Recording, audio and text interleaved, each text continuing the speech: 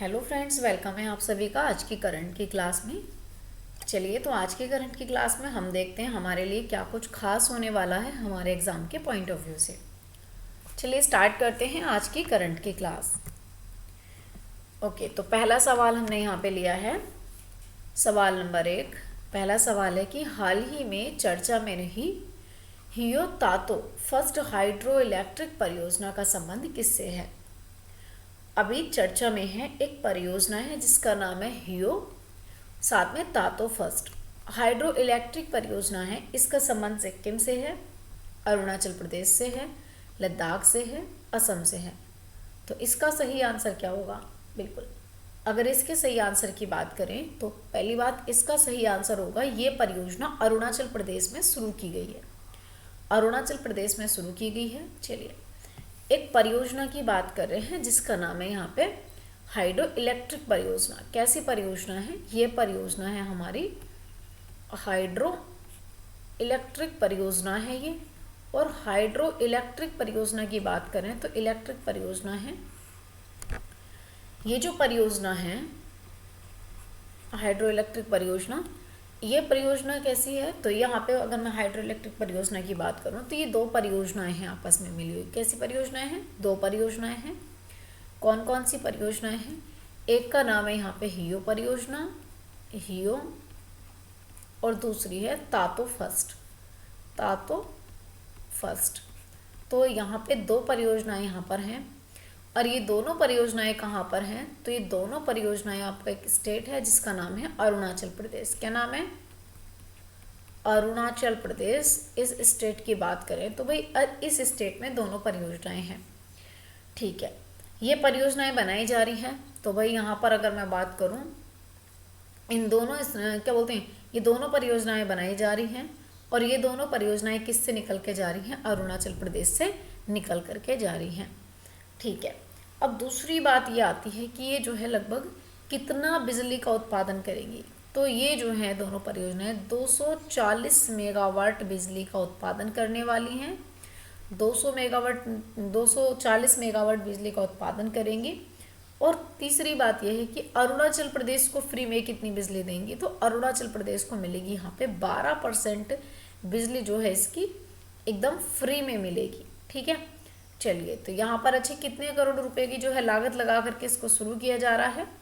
तो इन दोनों परियोजनाओं में जो पैसा लगाया जा रहा है ये है 1939 करोड़ रुपए की बात करें तो जी इतने रुपए को लगा करके इन परियोजनाओं को शुरू किया जा रहा है।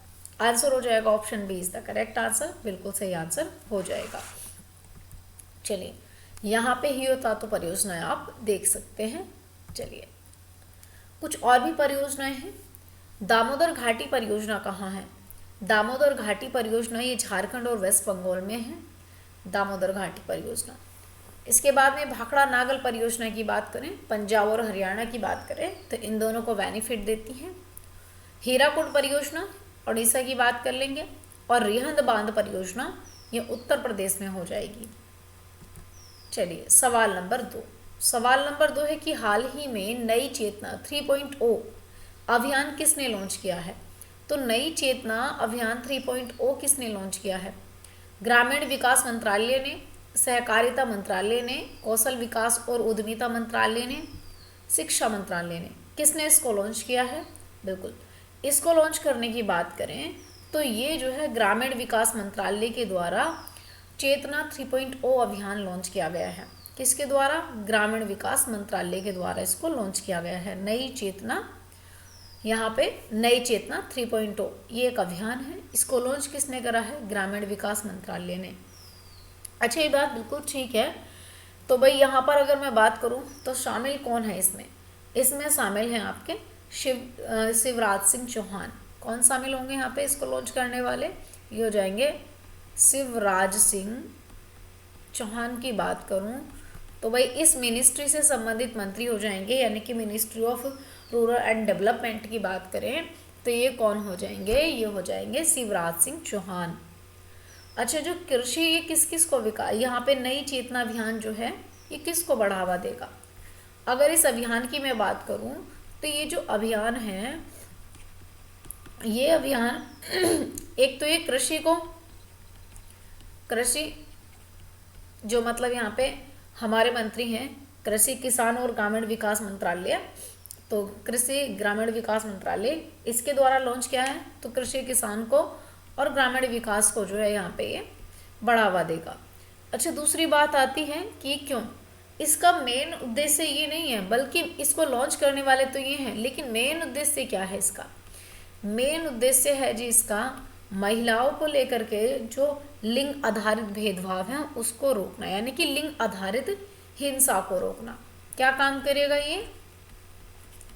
लिंग आधारित हिंसा की रोकथाम करना। लिंग आधारित हिंसा की रोकथाम करने के लिए भाई यहाँ पे नई चेतना 3 पॉइंट अभियान जो है लॉन्च किया गया है। और जो पीड़ित महिलाएं हैं उनको कानूनी सहायता सुरक्षा मिले, तो इसके लिए पीड़ित महिलाओं को कानूनी सुरक्षा सहायता देने के लिए यहाँ पे इस मंत्रालय ने शुरू करा है पीड़ित महिलाओं को कानूनी सुरक्षा देने के लिए ये अभियान शुरू किया गया है। अगला सवाल नंबर 3। सवाल नंबर 3 है कि वर्ष 2025 में भारतीय सेना दिवस कहाँ मनाया जाएगा?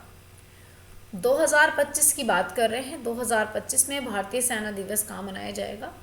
चलिए, मुंबई में मनाया जाएगा, पुरी में, चेन्नई में या फिर पुणे में? देखो यहाँ पे आप मुझे बताएंगे कब मनाया जाएगा। सबसे पहले हम बात किसकी कर रहे हैं? आर्मी डे की बात कर रहे हैं। किसकी? आर्मी डे की। देखो आर्मी डे की बात करें तो आर्मी डे मनाया कब जाता है? आर्मी डे मनाया जाता है 15 अगस्त को। कब मनाया जाता है? सॉरी 15 जनवरी को, माफ़ कीजिएगा, 15 जनवरी को मनाया जाता है। और अगर मैं 15 जनवरी में 2025 की बात करूं तो 15 जनवरी 2025 को ये दिवस मनाया जाएगा। और ये दिवस कहाँ सेलिब्रेट किया जाएगा? इसको कहाँ होस्ट किया जाएगा? तो ये अगर मैं होस्ट की बात करूं तो ये होस्ट किया जाएगा पुणे में। कहाँ पर? ये होस्ट किया जाएगा पुणे, महाराष्ट्र की बात करें तो ये पुणे महाराष्ट्र में होस्ट किया जाएगा। बिल्कुल सही। अच्छा, दूसरी बात अगर यहाँ पे हम करें तो ये अपनी प्रदर्शनी के लिए जो है, इसकी प्रदर्शनी के लिए जाना जाएगा। इसकी शुरुआत कब होती है? वैसे 15 जनवरी को इसकी शुरुआत होती है 1949 को। 1949 को इसकी शुरुआत होती है। और दूसरी बात अगर मैं यहाँ पे बात करूँ इसकी, तो ये जो है क्या बोलते हैं, जो हमारा इसकी प्रदर्शनी की बात करें तो इसकी प्रदर्शनी क्या होगी? इसकी प्रदर्शनी की बात करी जाए तो अपनी सेनाओं को जाने, है ना, क्या नाम होगा? अपनी सेनाओं को जाने, ये इसकी प्रदर्शनी होगी। अच्छा, फिर एक बात और है कि ये तो हो गया हमारा आर्मी डे। आर्मी डे से अलग अगर मैं बात करूं तो एयरफोर्स डे कब मनाया जाता है? यहाँ पे बात करें एयरफोर्स डे कब मनाया जाता है? एयरफोर्स डे की बात करूं तो ये मनाया जाता है 8 अक्टूबर को। कब मनाया जाता है? 8 अक्टूबर। और 2024 वाला कब मनाया गया? 8 अक्टूबर का। कहाँ मनाया गया? चेन्नई, तमिलनाडु में। कहाँ पे? चेन्नई, तमिलनाडु में। इसके बाद में आर्मी डे, एयरफोर्स डे और एक नेवी डे भी आता है ना। तो नेवी डे की बात करें तो नेवी डे कब मनाया जाता है? ये मनाया जाता है 4 दिसंबर को। 4 दिसंबर को। और 2024 की बात करें तो ये कहाँ पे मनाया जाएगा? 2024 का यहाँ पे तो ध्यान रखेंगे, ये मनाया जाएगा आपका ओडिशा, पुरी में। कहाँ पे? पुरी, ओडिशा में मनाया जाएगा। चलिए, आंसर हो जाएगा Pune is the correct answer, option D. तो यहाँ पे देखेंगे आर्मी डे के लिए हमने थीम भी रखी है। चलो, कुछ दिवस हैं। 1 जनवरी को सेना और यहाँ पे सेना चिकित्सा, साथ में कौर स्थापना दिवस मनाया जाता है। 9 जनवरी को प्रवासी भारतीय दिवस मनाया जाता है। और 11 से 17 जनवरी तक राष्ट्रीय सड़क सुरक्षा सप्ताह मनाया जाता है। 15 जनवरी को थल सेना दिवस मनाया जाता है। 4 फरवरी को विश्व कैंसर दिवस मनाया जाता है। 13 फरवरी को सरोजिनी नायडू की जयंती है और इस पर महिला दिवस मनाया जाता है, राष्ट्रीय महिला दिवस। इसको बोलते हैं राष्ट्रीय महिला दिवस। 20 फरवरी को अरुणाचल प्रदेश के स्थापना दिवस मनाया जाता है। 4 मार्च की बात करूं, राष्ट्रीय सुरक्षा दिवस है। 8 मार्च को अंतर्राष्ट्रीय महिला दिवस है, जबकि नेशनल महिला दिवस अलग होगा और इंटरनेशनल महिला दिवस अलग होगा। 21 मार्च को विश्व वानिकी दिवस मनाया जाता है, ये भी इम्पोर्टेंट है। साथ में 1 अप्रैल को उड़ीसा स्थापना दिवस उत्कल दिवस के रूप में मनाया जाता है। 7 अप्रैल को विश्व स्वास्थ्य दिवस इम्पोर्टेंट है। साथ में 13 अप्रैल को जलियांवाला बाग नरसंहार दिवस पूछा जाता है। साथ में 1 मई को महाराष्ट्र राज्य का दर्जा दिवस है और 3 मई को विश्व प्रेस स्वतंत्रता दिवस, ये भी इम्पोर्टेंट है। 11 मई को राष्ट्रीय औद्योगिक दिवस, ये भी इम्पोर्टेंट। 1 जून अंतर्राष्ट्रीय बाल रक्षा दिवस। अच्छा, ये तो इंटरनेशनल बाल रक्षा दिवस की बात करें। अच्छा, यहाँ पे जो है अंतर्राष्ट्रीय बाल रक्षा दिवस, अंतर्राष्ट्रीय बाल अधिकार दिवस की बात करें तो बाल अधिकार दिवस का मनाया जाता है, ये मनाया जाता है 20 नवंबर को, ठीक है। 4 जून को कौन सा दिवस मनाया जाता है? बाल यातना और अवैध तस्करी के लिए खिलाफ अंतर्राष्ट्रीय दिवस। चलिए अगला सवाल नंबर 4। हाल ही में आईपीएल के इतिहास में 13 वर्ष की उम्र में यहाँ पे अनुबंध पाने वाले सबसे कम उम्र के खिलाड़ी यहाँ पे वैभव सूर्यवंशी का संबंध किससे होगा? ये मध्य प्रदेश के हैं, उत्तर प्रदेश के हैं, गुजरात के हैं, बिहार के हैं, कहाँ के हो जाएंगे? बात किसकी हो रही है? बात हो रही है वैभव सूर्यवंशी की।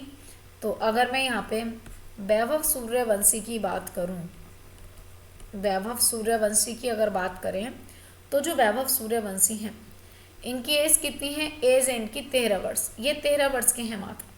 दूसरी बात, बड़ी कम उम्र है इनकी, 13 वर्ष के हैं। और कहाँ के हैं? तो भाई अगर इनकी बात करें तो कहाँ के हैं ये हैं समस्तीपुर बिहार के। कहाँ के हैं? समस्तीपुर बिहार के हैं ये, ठीक है। दूसरी बात, और आईपीएल की बात करें तो जी यहाँ पे समस्तीपुर बिहार के हैं। आईपीएल की बात करें तो क्या बोलते हैं, आईपीएल को जो आईपीएल ने जो है इन्हें जो मतलब क्या बोलते हैं इन्हें लिया है, तो कितने में लिया है आईपीएल में? सबसे कम उम्र के हैं आईपीएल में। तो क्या बोली रही भाई इनकी? अगर बात करें 1.10 लाख की बात करूँ, सॉरी करोड़ की बात करूँ, इतने रुपए की बोली लगी है इनकी। दूसरी बात, अगर बात करें तो आईपीएल की कि जी आईपीएल जो है सबसे, अगर मैं कहूँ कि आईपीएल राजस्थान में जो है एक टीम थी, तो या मैं कहूँ कि इतिहास में सबसे कम उम्र के जो हैं परफेक्ट धारी की बात करूँ तो कौन हो जाएंगे सबसे कम उम्र के? अगर कहूँ सबसे कम उम्र के, तो सबसे कम उम्र के आईपीएल के इतिहास में सबसे कम उम्र के जो हैं परफेक्ट धारी, तो राजस्थान टीम शामिल होगी, राजस्थान टीम होगी। दूसरी बात, अगर यहाँ पे अगर मैं आपसे बात करूं कि भाई रणजी ट्रॉफी में सबसे कम उम्र के डेब्यू देने वाले, तो भी यही व्यक्ति शामिल हो जाएंगे। जो रणजी ट्रॉफी है, इस रणजी ट्रॉफी में भी जो डेब्यू दिया है सबसे कम उम्र के, तो सबसे कम उम्र के यही हो जाएंगे इसमें भी शामिल। यानी कि आंसर होगा ऑप्शन डी, ये होंगे बिहार के। तो यहाँ पे आप देख रहे हैं ना, है ना। अच्छा, अगर आईपीएल की बात मैं आपसे करूं तो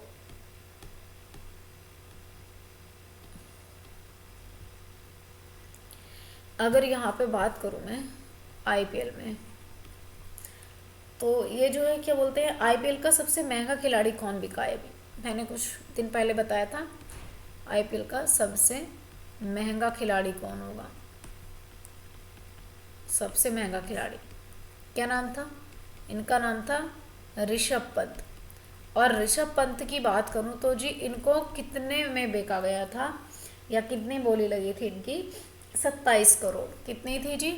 27 करोड़ की, और लगाई किसने थी जी? लखनऊ ने लगाई थी, याद है क्या भूल गए? दूसरी बात, आईपीएल की बात करें तो 2024 की बात करूं, आईपीएल 2024 का विजेता कौन रहा था? आईपीएल 2024 का विजेता कौन रहा था भाई? कौन सी टीम जीती थी, कौन जीता था? तो ये कौन हो जाएंगे जी यहाँ पे? ये हो जाएगी कोलकाता टीम। कौन सी? कोलकाता टीम, ठीक है। दूसरी एक बात और है कि आईपीएल का जो है पहला संस्करण का विजेता कौन रहा था? तो पहला संस्करण की बात करें आईपीएल का जो पहला फर्स्ट एडिशन था या पहला संस्करण था, पहला संस्करण का जो विजेता है, इसकी अगर बात करूं तो ये कौन सा हो जाएगा? पहले संस्करण के विजेता की बात करूं, राजस्थान, और राजस्थान में बात करूं तो ये हो जाएंगे सैन वॉर्न। क्या नाम हो जाएगा जिनका? सैन वॉर्न नाम हो जाएगा, ठीक है। चलिए, अच्छा 2024 में कुल कितनी टीमें जीती थी, खेली थी यहाँ पे? तो अगर कभी कभी पूछा जाता है तो 10 टीमों ने यहाँ पे भाग लिया था आईपीएल में, ठीक है। चलो आगे बात कर लेते हैं अगले सवाल को लेकर के।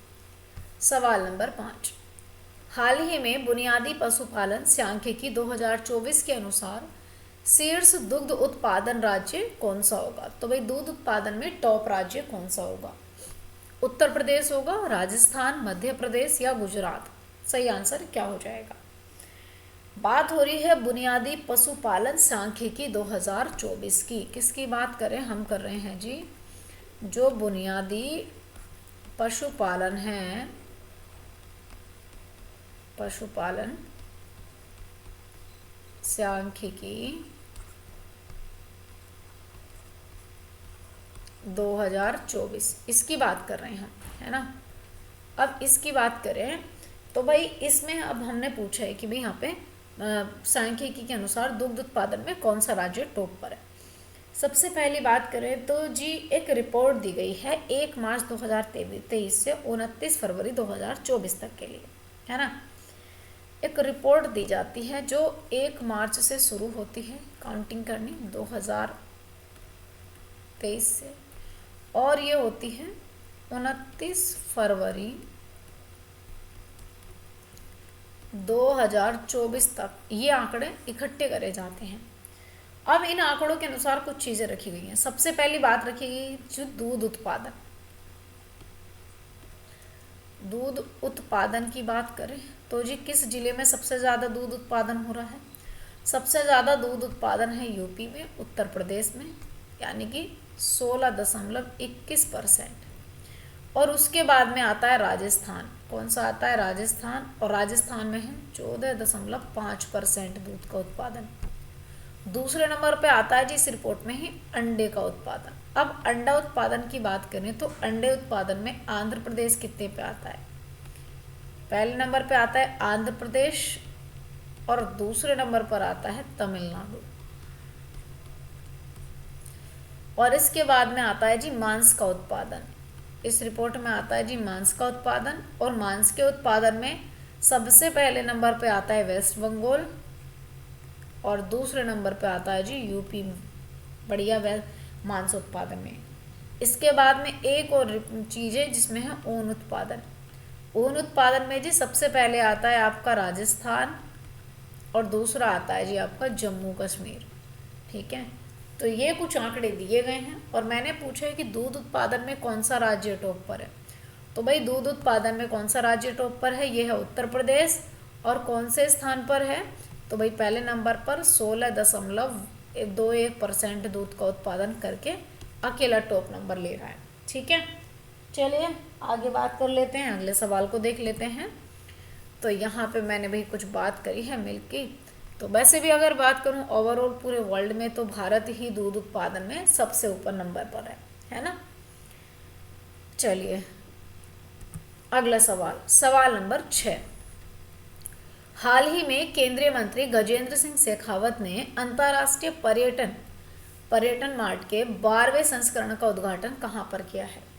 तो भाई अंतर्राष्ट्रीय पर्यटन मार्ट का 12वां संस्करण है और इसका उद्घाटन करने वाले हैं गजेंद्र सिंह शेखावत। और गजेंद्र सिंह शेखावत की बात करूं तो आप मुझे बताएंगे ये कहाँ संस्करण करेंगे? गुरु घासीदास तिमोर पिंगल टाइगर रिजर्व में, धौलापुर करौली टाइगर रिजर्व में, काजीरंगा टाइगर रिजर्व में, वीरांगना दुर्गावती टाइगर रिजर्व में। तो भाई कहाँ पर करेंगे? बिल्कुल इस सवाल का सही आंसर क्या होगा? देखो ये जो अंतर्राष्ट्रीय पर्यटन मार्ट जो बनाया जाएगा इसका 12वां संस्करण ये होगा काजीरंगा टाइगर रिजर्व में। कहाँ पर होगा? ये होगा काजीरंगा टाइगर रिजर्व में। और काजीरंगा टाइगर रिजर्व की बात करूँ तो ये जो है आपका शुभारंभ राजेंद्र सिंह शेखावत के द्वारा किया जाएगा। और पर्यटन मंत्री हैं ये, कैसे मंत्री हो जाएंगे? ये हमारे पर्यटन मंत्री हैं, इनके द्वारा इसका शुभारंभ किया जा रहा है। काजीरंगा, काजीरंगा कहाँ पर हो जाएगा जी? ये होस्ट किया जा रहा है असम में, ठीक है, काजीरंगा में। तो ये चीज़ आप ध्यान में रखेंगे, आंसर होगा option B is the correct answer. कुछ टाइगर रिजर्व में यहाँ पे लेके आई हूँ, पढ़ेंगे इनको। देखो कान्हा टाइगर रिजर्व कहाँ है? मध्य प्रदेश में। और भारत का सबसे पुराना और सबसे बड़ा टाइगर रिजर्व है, बस ये स्टार मार्क करेंगे। सबसे पुराना और सबसे बड़ा टाइगर रिजर्व कौन सा हो जाएगा? कान्हा टाइगर रिजर्व मध्य प्रदेश में है। बांधवगढ़ टाइगर रिजर्व ये भी मध्य प्रदेश में हो जाएगा। पेंच टाइगर रिजर्व ये भी मध्य प्रदेश में हो जाएगा। और काजीरंगा टाइगर रिजर्व ये आपका असम में हो जाएगा। और यहाँ एक सींग वाले गैंडों की भी अच्छी आबादी है, तो इसका मतलब ये एक सींग वाले गैंडों के लिए भी फेमस है काजीरंगा, ठीक है। दूसरा है Sundarban reserve, Sundarban tiger reserve ये पश्चिम बंगाल में हो जाएगा। नागार्जुन सागर श्रीशैलम टाइगर रिजर्व, तो ये नागार्जुन और श्रीशैलम आंध्र प्रदेश में हो जाएगा। पेरियार टाइगर रिजर्व ये हो जाएगा आपका केरल में। और बांदीपुर टाइगर रिजर्व की बात करूं तो ये हो जाएगा कर्नाटक में।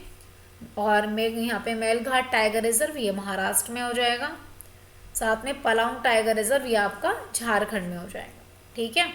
चलो अगला सवाल नंबर 7, हाल ही में चर्चा में रही हिग्स बोसोन से परे पुस्तक का संबंध किससे? हिग्स बोसोन से परे ये पुस्तक है और इसका संबंध किससे होगा? रामचंद्र गुहा से होगा, डॉक्टर आशुतोष कोटवाल से होगा, प्रोफेसर श्री राम चौलिया से होगा, MK रंजीत सिंह से होगा। तो इसका सही आंसर क्या होगा? देखो हिग्स बोसोन, यहाँ पे हिग्स बोसोन की बात करें तो हिग्स बोसोन की अगर मैं बात करूँ, हिग्स बोसोन का संबंध होगा किससे? यहाँ पे अगर बात करें हिग्स बोसोन का जो है भाई यहाँ पे बात करें तो हिग्स बोसोन जो जाने जाते हैं गॉड पार्टिकल के लिए जाने जाते हैं। किसके लिए? ये जाने जाते हैं गॉड पार्टिकल के लिए जाने जाते हैं ये। और भाई इनका हो गया है निधन। अगर बात करें तो यहाँ पे जो पीटर हिग्स हैं इनका निधन हो गया है। ये तो बुक है इनकी, बट अगर बात करूँ जिनके लिए जाने जाते थे पीटर हिग्स का हो गया है जी निधन इनका, इसीलिए चर्चा में है। तो मैं बात करूँ यहाँ पे पीटर हिग्स की, तो गॉड पार्टिकल के लिए जाने जाते हैं। और ये बुक किसकी होगी? डॉक्टर आशुतोष कोटवाल की होगी। आंसर होगा ऑप्शन बी, बिल्कुल सही आंसर। चलिए ये थे। अगला यहाँ पे कुछ और इम्पोर्टेंट बुक्स ली हैं, देख लेते हैं। देखो पहली बुक है मोदी ड्रीम मिड डिलीवरी। तो मोदी 20 ड्रीम्स डिलीवरी की बात करूँ, मोदी 20 यहाँ पे ड्रीम्स मिड डिलीवरी ये है सुधांशु मित्तल की बुक है। साथ में एक है यहाँ पे the try-books of scale creating India technology science. तो ये किसकी है? नीरज कायल की है। थोड़ा स्टार मार्क करते हुए चलेंगे। India 100 reimagining the future ours nation ये किसकी है? विजय केलकर और अजीत रनाडे की है। The big Indian story a energy toppers excellence ये गौतम किरमानी की है, इम्पोर्टेंट बुक हो जाएगी। How to build nation a road to 2047 ये रामचंद्र गुहा की हो जाएगी, ये भी इम्पोर्टेंट है। चलिए आगे है the making of modern India ये भी रामचंद्र गुहा की है। इंडिया 2047 नेशन ई रिबॉर्न ये है विजय केलकर और अजीत रनाडे की। The new India reimagining the future, ये लेखक हैं इसके शशि थरूर, ये इम्पोर्टेंट है, स्टार मार्क करेंगे। Building India for the future, ये नीरज कायल की हो जाएगी। The future of India a nation transaction, ये रामचंद्र गुहा की हो जाएगी। कुछ इंपॉर्टेंट बुक थी, ये आपको याद रखनी है। चलिए अगला सवाल है सवाल नंबर 8। हाल ही में राष्ट्रीय डोपिंग रोधी एजेंसी ने डोपिंग परीक्षण के लिए नमूना देने से इनकार करने पर किसे 4 साल के लिए निलंबित किया है। भैया ऐसा है कि जो हमारे नाडा है, कौन एक सामने संस्था बना रखी है जिसका नाम है नाडा, यानी कि नेशनल एंटी डोपिंग एजेंसी। तो नेशनल एंटी डोपिंग एजेंसी की अगर मैं बात करूं तो ये बनाई 2005 में, 2005 में बनाई है। और सुनील सेठी भी इसके हेड भी रखे गए, है ना। अब होता क्या है कि जी 4 साल के लिए निलंबित करा गया है इसके द्वारा, किसी को 4 साल के लिए निलंबित करा गया है। अब 4 साल के लिए जो बैन करा है वो करा किसे गया है इसने, तो 4 साल के लिए इसने बैन करा है बजरंग पूनिया को। किसको?